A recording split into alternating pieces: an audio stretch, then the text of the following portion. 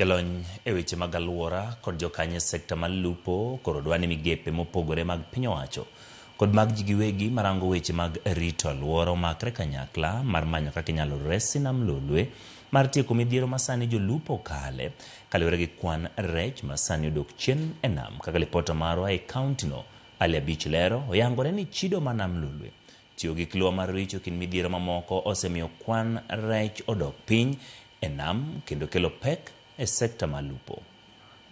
Ywak osebedo kuom jogo matiyo gi nam lolwe ewi kwan rech madok piny e kinde ka kinde nam lolwe kendo miyo yuto mar nam dok chien. Kalwenje bende osebedo ka jimbore kind jolupo e dho wedhe mopogore ka gilaro kiewo mag lupo. Tim osekelo thoe mag jolupo moko e nam ka moko bende wuok kod hinyruoge maricho. Jolony e weche mag pith rech kod weche mag nam wacho ni dok chien e kwan rech e nam lolwe ikelo kod gik mopogore ka maduong' to en chido ma nam lolwe chidogo maketo ngima rech kaachiel kod le mamoko modak e pi andaki kendo gitiyo kanyakla kod sirikand kaunti kaachiel kod migepe mamoko mar kedogo. And this dwindling of the fish stocks has resulted to some of the community members venturing into aquaculture, especially cage aquaculture and pond aquaculture.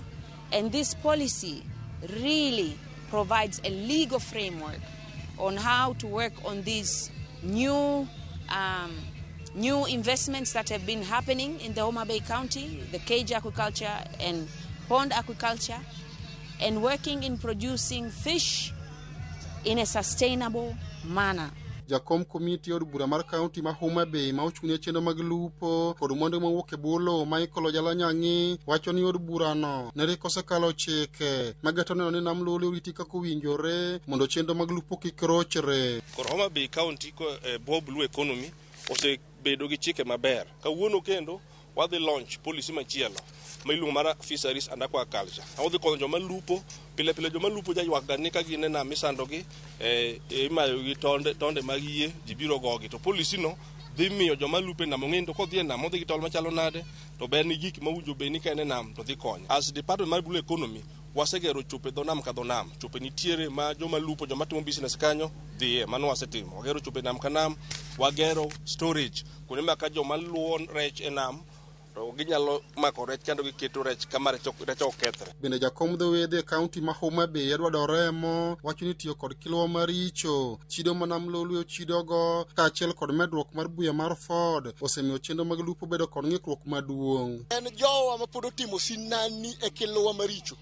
ma wasewuoyogo wasesiemo kendo osemaki to pod oduogo e kiluwa maricho. Kiluwa maricho ni obedo achiel kuom gik makelo dhawo e nam nikech jomoko morito kargi ka kod dhi irgi kod kiluwa maricho to gitemo ni mondo ji duto resisto ma kelo dhawo.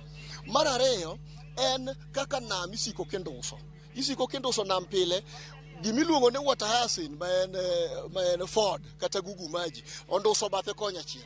Bathe machielo mochako dong' iyudo ka joket mwandu masani keto kejes namgi bende ondusnegi to kichako idhi malo kocha tiyudo ka Waganda bende odiyo kocha. Koro jolupo mang'eny dhi rundore kamoro achiel ka giduto gidwaro chiemo mani kelo larruok e yor manyo chiemo ma samoro nyalo kelo tho kendo kelo gorruok. Kaunti mar Homa Bay emokuongo e kaunti ma Kenya te bedo gi policy mar fisheries and aquaculture to nyalo bedo model mag counties moko especially my riparian countries like Busia, like Migori, maginyalo copy from. Nikech mae gima koro dhi konyo jo county ng'eyo gik monego bed ni gitimo yore gi mag fisheries to gi aquaculture nikech nitiere ji mang'eny manie county ka mangimagi otegemea mana weche mag lupo to gi weche mag pidho rech. Ali Abich, Ramogi TV.